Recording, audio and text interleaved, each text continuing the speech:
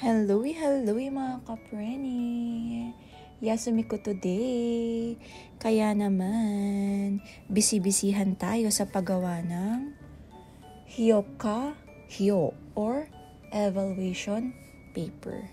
Ito yung sa amin dito sa facility na pinagtatrabahuhan ko.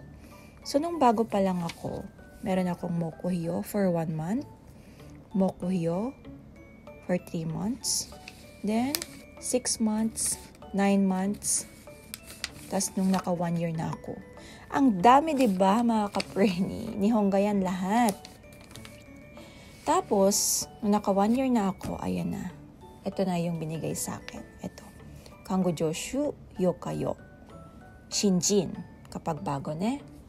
Tapos, after nun, Shokyu or beginner level. At ito na yung sinasagutan ko ngayon.